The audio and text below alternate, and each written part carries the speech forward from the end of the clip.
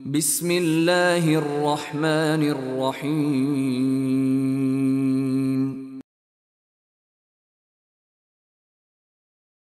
ہر قسم کی تعریف اللہ وحدہ لا شریک کے لیے جو ہمارا اور آپ کا خالق اور مالک ہے۔ اس کی جانب سے جتنے بھی نبی اور رسول بھیجے گئے سب پر درود و سلام، خصوصیت کے ساتھ ہمارے آخری نبی احمد مجتبیٰ محمد مصطفیٰ صلی اللہ تعالی علیہ وآلہ وسلم پر، آپ کی آل و اولاد، آپ کے صحابہ اور قیامت تک جو لوگ صحیح طور پر آپ کی اتباع اور پیروی کرنے والے ہیں۔ حضرات گرامی، گزشتہ سے پیوستہ ہفتے شادی اور بیاہ اور اس کی آسانی کے حوالے سے بہت ساری باتیں ہم نے جانی اور سمجھی ہیں۔ آج کے خطبے میں بھی انشاءاللہ اسی سے متعلق کچھ باتیں ہوں گی۔ اس سے پہلے والے ہفتے میں نے بتایا تھا آپ کو کہ زمانہ قدیم میں جو صحابہ اور تابعین کا زمانہ تھا، ان کے یہاں شادی کتنی آسان ہوا کرتی تھی۔ منگنی جیسے رسم و رواج جو آج کے زمانے میں رائج ہیں، ان کے وقت میں کتنی آسانی سے وہ ہو جایا کرتے تھے، اور بغیر کسی تکلیف کے دونوں طرف، چاہے وہ لڑکی والے ہوں یا لڑکے والے ہوں، دونوں میں سے بغیر کسی تکلیف کو اٹھائے ہوئے شادی اور بیاہ پورے ہو جایا کرتے تھے، اور کتنی آسانیاں ان کے یہاں تھیں۔ اس کے حوالے سے میں نے جو بات کہی تھی وہ سرسری طور پر آپ یہ جانیں کہ ایک حدیث کہ بندہ جب شادی کر لیتا ہے تو اس کا آدھا ایمان پورا ہو جاتا ہے۔ حدیث میں آتا ہے فَلْيَتَّقِ اللَّهَ فِي النِّصْفِ الْبَاقِي، اس کے بعد اسے چاہیے کہ جو آدھا بچا ہوا ہے اس میں اللہ سے وہ ڈرتا رہے۔ قدیم زمانے میں لوگ شادی بیاہ میں جلدی کیا کرتے تھے، اور ان کے یہاں شادی بیاہ کو آسان کرنا ہی دراصل معیار تھا۔ تقوی اور دینداری ان کے یہاں سب سے اہمیت رکھتی تھی، اور مہر کو انتہائی مخفف اور ہلکا رکھتے تھے۔ تخفیف المہور جسے کہتے ہیں عربی میں، کہ اس کو بڑا آسان اور کم رکھتے تھے تاکہ دینے والے کے لیے کسی طرح کی کوئی دقت نہ ہو، پریشانی نہ ہو کہ مہر کی وجہ سے کوئی شادی نہ ہو پا رہی ہو۔ اور ایسا ہوتا بھی ہے کہ ہمارے زمانے میں، جس کے بارے میں بات کروں گا ابھی، کہ مہر کو اتنا مشکل بنا دیا گیا ہے کہ اس کی وجہ سے اس کے انتظام میں لڑکے والے کئی سال کئی مہینے لے لیتے ہیں۔ منگنی ہو جاتی ہے اور کافی دنوں کے بعد جا کے شادیاں پوری ہوتی ہیں۔ کیونکہ مہر کی ڈیمانڈ جو ہوتی ہے وہ بہت زیادہ ہوتی ہے، اور یہ چیز یہاں بھی رائج ہے کہ ایک بڑی مقدار میں معیار بنایا گیا مہر اتنا مشکل بنا دیا گیا کہ شادی میں تاخیر ہو رہی ہے اس کی وجہ سے، جبکہ صحابہ کرام کے زمانے میں بڑا آسان تھا۔ اگر کسی کے پاس دینے کے لیے کچھ نہیں ہے تو چند صورتیں اگر یاد ہیں تو اللہ کے نبی صلی اللہ علیہ وسلم نے ان صورتوں کو مہر بنا کر کے لوگوں کا نکاح کر دیا تھا۔ یہ آسانیاں تھیں اس زمانے کے اندر۔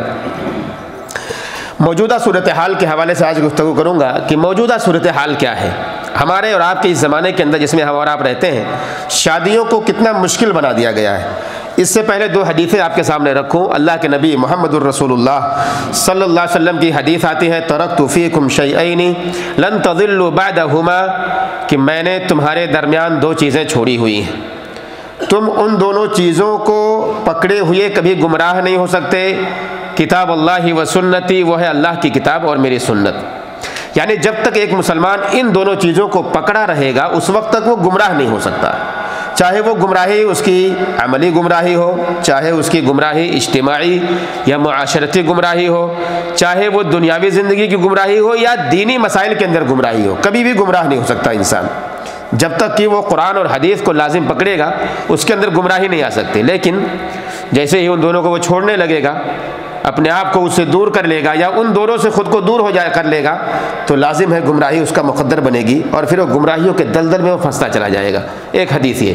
دوسری حدیث ہے، اللہ کے نبی صلی اللہ علیہ وسلم فرماتے ہیں لَتَتَّبِعُنَّ سُنَنَ مَنْ قَبْلُكُمْ، کہ تم سے پہلے کے جو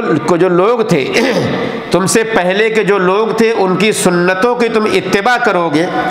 اور اتباع اس انداز میں کرو گے، کہتے ہیں شبرن بشبرن، ان کے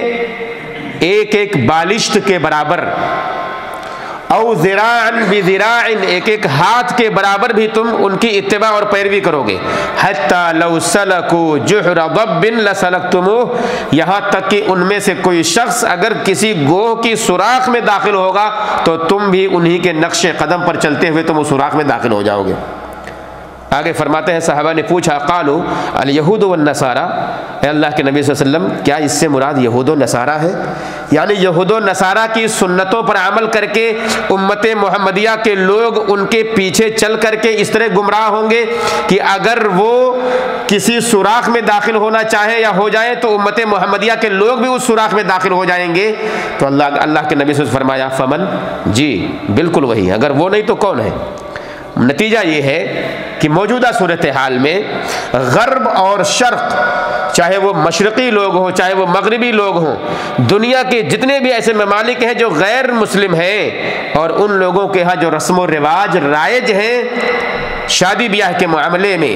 یہاں پر بات شادی بیاہ کے میں کر رہا ہوں اس لیے اس کو موضوع بنا رہا ہوں، شادی بیاہ کے معاملے میں بھی اگر ان کے ہاں جو چیزیں رائج ہیں اسی کے مطابق امت محمدیہ آج چل پڑی ہے۔ ہمارے اور آپ کے بھی شادی بیاہ کے اندر وہ چیزیں بالکل موجود ہوتی ہیں جو ہمارے مغرب کے لوگ یا جو یورپین لوگ اپنی زندگیوں کے اندر اپنی شادی بیاہ کے اندر اس کو لاتے ہیں، بالکل ویسے ہم اور آپ چل رہے ہیں۔ اور یہ صورتحال اللہ کے نبی صلی اللہ علیہ وسلم نے پہلے بیان کر دی تھی کہ ایک نتیجہ کے وقت آئے گا ایسا کہ تمہارے اندر اس طرح کی کیفیت پیدا ہوگی، اور مسلمانوں کا ایک بڑا طبقہ ایسا ہوگا کہ جو ان کے پیچھے اس طرح سے چلنے لگے گا کہ بالکل ان کے ایک ایک قدم پر، ایک ایک قدم یعنی ذراعًا بذراعٍ، ایک بالشت کے برابر اگر وہ چلیں گے تو ان کا پیچھا وہ کرے گا، اور ایک ہاتھ بھی اگر وہ چلے گا تو اس کے پیچھے وہ مسلمان چلنے کی کوشش کرے گا۔ آج ہم کہیں پیچھے نہیں ہیں ان سے، بالکل ان کے نقش قدم پر چلتے ہوئے ہماری صورتحال یہاں تک پہنچی ہے کہ ہماری شادیاں ناکام ہو رہی ہیں، ہمارے گھر کی بہو بیٹیاں بازاروں میں ہیں، اور تو اور شادی بیاہ سے پہلے جو منگنیاں ہوتی ہیں وہ ٹوٹ جاتی ہیں، شادی سے پہلے ہی منگنیاں ٹوٹ جاتی ہیں، اور رشتہ داریوں کا خاتمہ ہو رہا ہے، کیونکہ ہم نے اور آپ نے اس روش کو اپنایا ہے جو روش غربوں کا تھا، جو روش یورپین کا تھا، ان کے نقش قدم پر ہم چلنے لگے ہیں۔ اب نکاح اتنا مشکل ہو گیا کہ جہاں پر جو زناکاری تھی وہ آسان کر دی گئی، جگہ جگہ زناکاری کے اڈے کھول دیے گئے کہ نوجوانوں کو شریعت کے دائرے میں رہنے کی کیا ضرورت ہے؟ ان کے جسم کی پیاس اگر بھوک ان کو پوری کرنی ہے، مٹانی ہے تو اڈے کھلے ہوئے ہیں، چلے جائیے اس میں گناہ کیجیے آسانی سے۔ اور یہی منظور تھا ان یورپین کو، ان گنہگاروں کو، ان مجرمین کو کہ جنہوں نے امت مسلمہ کے نوجوانوں کو تباہ کر دیا ہے، چاہے وہ لڑکے ہوں یا لڑکیاں ہوں، ان کے عقیدے ان کے ایمان کو اس طرح سے برباد کیا کہ ان کو قدم قدم پر رسوائیوں کا سامنا کرنا پڑ رہا ہے۔ اور آج یہی نوجوان لڑکے، یہی نوجوان لڑکیاں اپنے ماں باپ کی سے بغاوت کرتے ہیں، ماں باپ سے بغاوت کرتے ہیں۔ آپ آئے دن سنتے رہتے ہوں گے سوشل میڈیا کے اندر کہ صورتحال کیا ہے آج کے زمانے میں۔ دراصل وجہ یہ ہے کہ ہم نے غربوں کی پیروی اور ان کے نقش قدم پر چلنے میں کہیں بھی کوئی کوتاہی نہیں کی ہے، اور اس کی وجہ سے شادیاں مشکل ہو گئیں اور زناکاریاں آسان کر دی گئیں۔ اب دیکھیے بہت سارے ممالک تو ایسے ہیں کہ جنہوں نے باقاعدہ پرمیشن دے دی ہے، اجازت دے دی ہے کہ اگر نوجوان لڑکا اور لڑکی آپس میں بغیر شادی کے رہنا چاہے تو کوئی ان پر روک ٹوک نہیں ہے،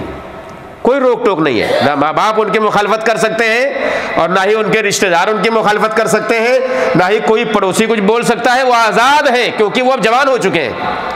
وہ باپ، بوڑھا یا بوڑھی ماں جس نے بچپن سے اپنے اس نوجوان لڑکے یا لڑکی کو پالا اور پوسا ہے، اس کی تربیت کی ہے، اسلام کے دائرے میں اس کو رکھا ہے، آج وہی اسلام کے دائرے سے نکل کر ہواؤں میں پھڑپھڑانا اور اڑنا چاہتے ہیں۔ یہ نتیجہ کیوں پہنچا؟ کیونکہ ہم نے تاخیر کر دی ہے شادیوں میں،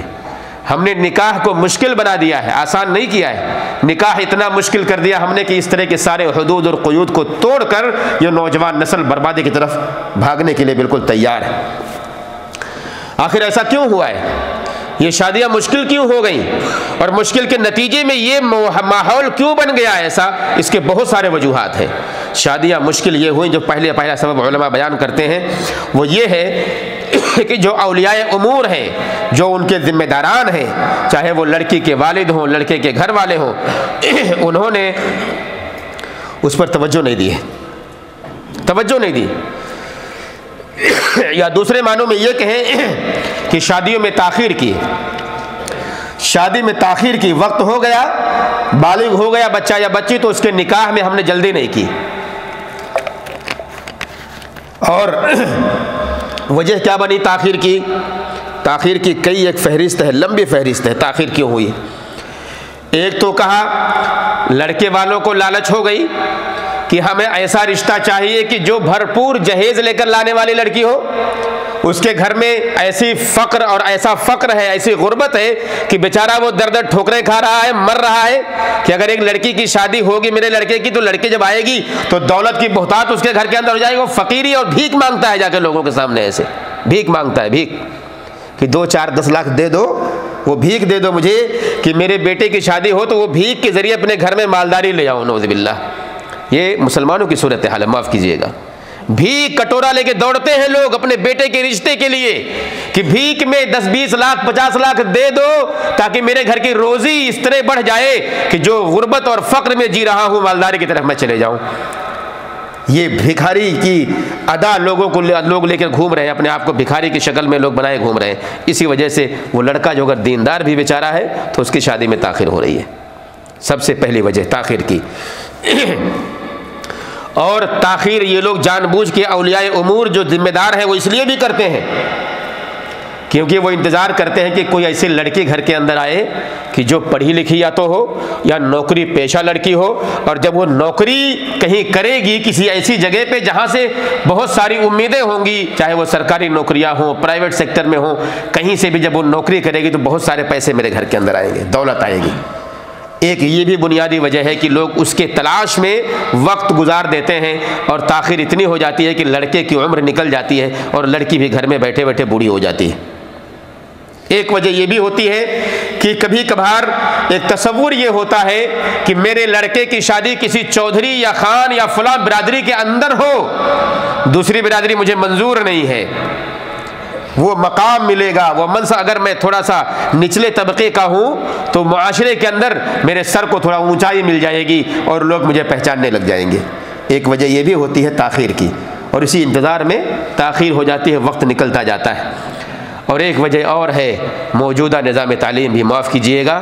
ہم جو اولیاء امور ہیں، بہت سے لڑکیوں کے یا لڑکوں کے والد اور باپ ہیں، ہم کبھی کبھار اس کا خیال نہیں کرتے کہ میرا بیٹا یا میری بیٹی پڑھ رہی ہے تو اتنی آزادی دے دیتے ہیں پڑھائی کے لیے کہ آپ اس کی عمر 40 سال 35 سال ہو جاتی ہے اور اس کی جو جوانی کی عمر ہے وہ ختم ہو جاتی ہے،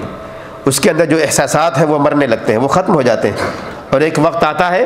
کہ وہ احساسات جب ختم ہو گئے تو شادی کی ضرورت بھی اسے محسوس نہیں ہوتی۔ ہوتا ہے نہیں ایسا؟ ایسا ہوتا ہے۔ اور نظام تعلیم آج کی یہ ہے اختلاط مرد و زن، لڑکے اور لڑکیوں کا ملاپ جو ہوتا ہے آپس میں، جو آپس میں ایک بینچ پہ بیٹھ کر پڑھتے ہیں۔ ایک بہت بڑی وجہ یہ بھی ہے، بہت بڑی وجہ یہ بھی ہے کہ شادیوں میں تاخیر ہو جاتی ہے۔ کیوں؟ جسمانی ضرورتیں کبھی کبھار وہ آپس میں پوری کر لیتے ہیں، نعوذ باللہ، تو اس وجہ سے بھی ان کی ضرورت نہیں محسوس ہو۔ شادی کرنے کی کیا ضرورت، جو ہم کو چاہیے وہ مل رہا ہے، تو اس وجہ سے بھی تاخیر کرتے ہیں لوگ اور تاخیر ہوتی ہے شادیوں میں۔ اور موجودہ معیشت جو انسان کی ہے، دنیا کے اندر صرف سب سے اہم چیز انسان کا جو فوکس ہے وہ مال پر ہے۔ ہر ایک کا فوکس، ہر ایک کا ٹارگٹ مال ہے، مالداری سب سے اہم سمجھا گیا۔ اگر کہیں بھی کچھ غریب ہے، کوئی فقیر ہے، کوئی اس کے پاس پیسے اور مال و جائیداد نہیں ہے تو وہ معاشرے کا سب سے گھٹیا اور کمتر انسان نظر آتا ہے لوگوں کی نظر میں۔ تو مالداری کو اتنا اونچا بنا دیا گیا کہ شادیوں میں تاخیر ہونے لگی۔ ایک نوجوان لڑکا بیچارہ شادی کرنا چاہتا ہے لیکن اس کے پاس اتنے مال نہیں ہیں کہ وہ معاشرے کی نظر سے نظر ملا کے یہ کہہ سکے کہ میں فلاں کی لڑکی سے شادی کرنا چاہتا ہوں، کیونکہ اس کو غربت کی وجہ سے نیچے دبا دیا جائے گا اور اس کے رشتے کو منظور نہیں کیا جائے گا۔ آپ اپنی امانت داری، اپنی دینداری، اپنے اخلاق، اپنے دین کو آپ کہیں کچرے کے ڈبے میں ڈال دیجئے، اس سے کوئی کسی کو سروکار نہیں ہے، کوئی اس کو سننے کو تیار نہیں ہے۔ میں نے پچھلے پیوستہ ہفتے یہ بتایا تھا آپ کو کہ سب سے اہم چیز شادی بیاہ میں جو دیکھا جائے گا وہ دینداری،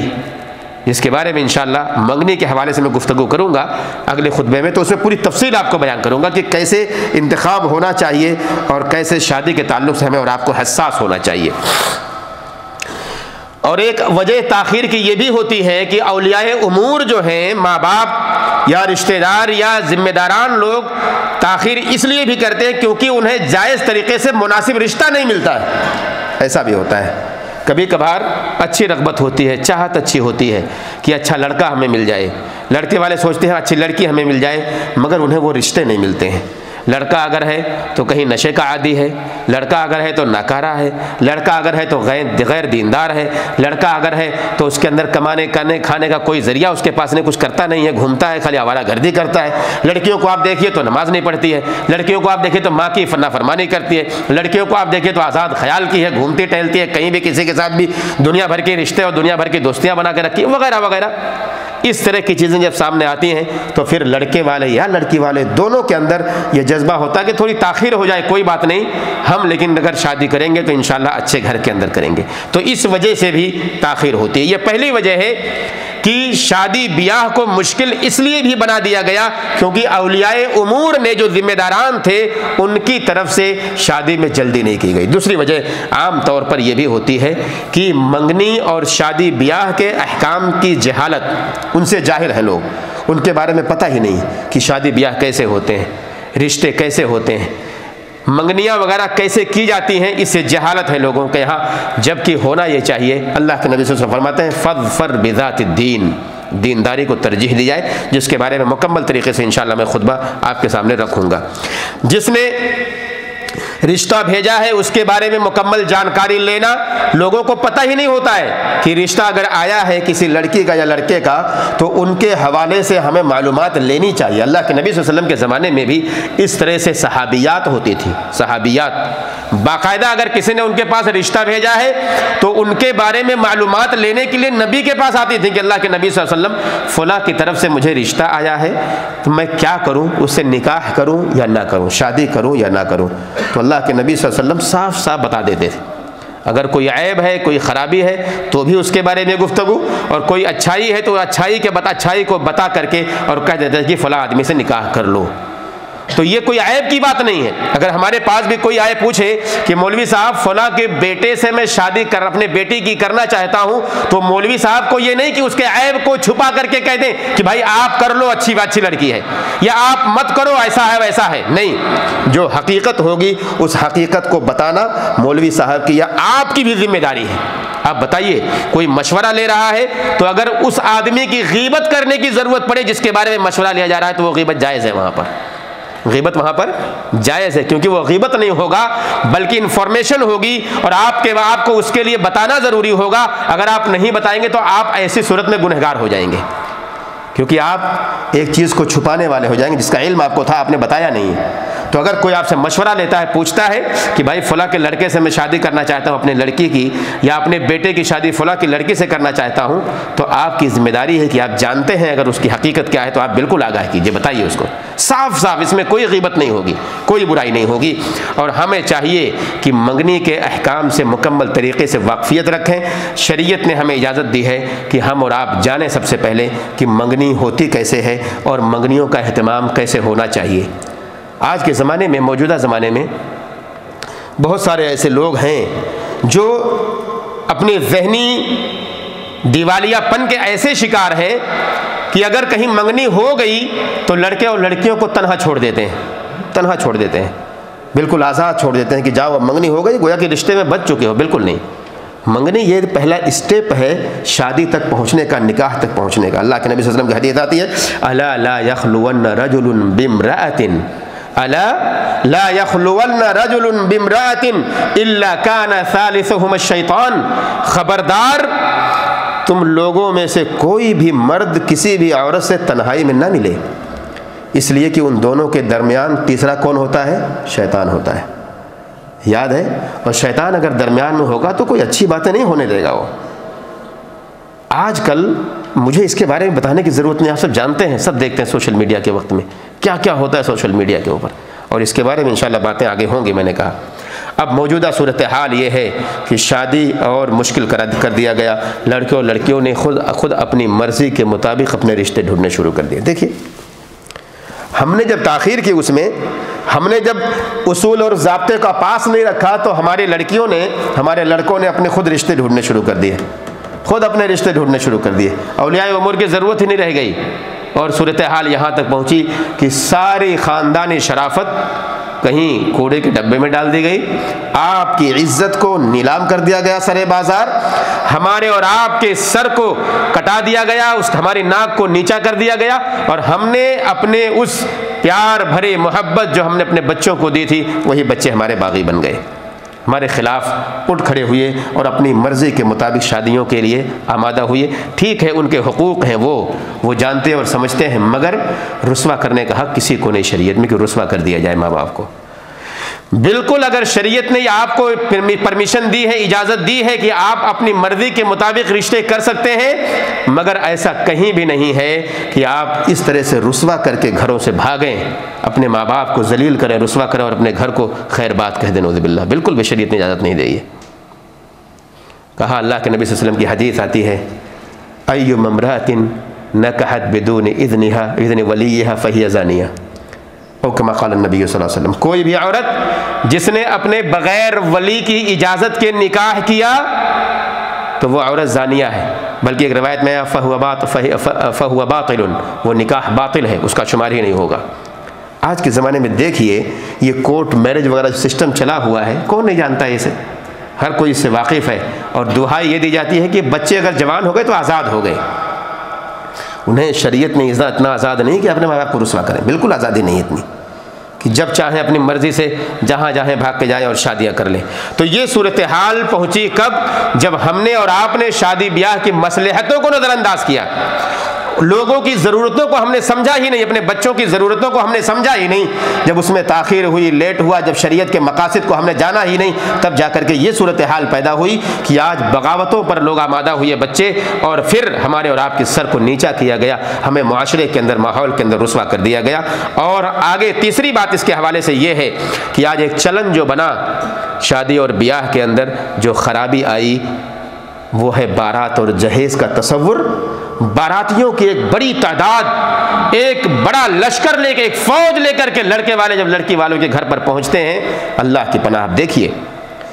اللہ تعالیٰ بچائے ہم لوگوں کو، محفوظ رکھے ہمارے گھروں کو، ہماری بیٹیوں کو، ہمارے بچوں کو اس طرح کے منکرات سے، جو منکرات بالکل سر اٹھا کر، سر پہ بالکل ڈنکے کی چوٹ پر پورے دنیا کے اندر اعلان لوگوں کے سامنے کیے جاتے ہیں اور بیان کیے جاتے ہیں، لوگ کرتے ہیں دھڑلے سے۔ لوگ بارات کی شکل میں یقین مانیں 200 400 ہزار تک لوگ پہنچتے ہیں۔ کس نے پرمیشن دی ہے؟ یہ شریعت نے کہیں بھی گنجائش دی ہے اس کی کہ اتنے بڑے فوج کو لے کر کے آپ پہنچیے کسی کے گھر؟ جو آپ کو کرنا ہے وہ آپ کرتے نہیں ہیں، جو آپ کو نہیں کرنا ہے وہ سارے کام آپ کرنے کی کوشش کرتے ہیں، اور ان ساری چیزوں سے ہمیں اور آپ کو روکا گیا ہے۔ اس کے بارے میں انشاءاللہ اگلے ہفتے میں بات کروں گا۔ اللہ سے دعا کرتا ہوں کہ اللہ رب العالمین ہم سارے مسلمانوں کو شریعت کا پابند بنائے، ہم سارے مسلمانوں کو دین پر چلنے والا بنائے۔ اے اللہ ہم سارے مسلمانوں کو اپنی شادیوں کے اندر اچھائیوں کے ساتھ اس کو پیش کرنے اور عمل کرنے کی توفیق دے، ہمارے بچے اور بچیوں کو ہدایت دے۔ اے اللہ ہمارے بچے اور بچیوں کو اچھے رشتے دے۔ اے اللہ ہمارے اندر کوئی کمی ہے، کوئی خرابی ہے تو ان سب کو دور فرما دے۔ ہمارے اندر کہیں بھی کوتاہی ہے تو اللہ ان کوتاہیوں سے ہم سب کو نکال دے، ہمارے اندر بیداری پیدا کر۔ اے اللہ جب تک ہمیں زندہ رکھ، اسلام پر ہمارا خاتمہ ہو تو ایمان پر ہو۔ آمین یا رب العالمین۔ وصلی اللہ وسلم علی نبینا محمد وعلی آلہ وصحبہ اجمعین۔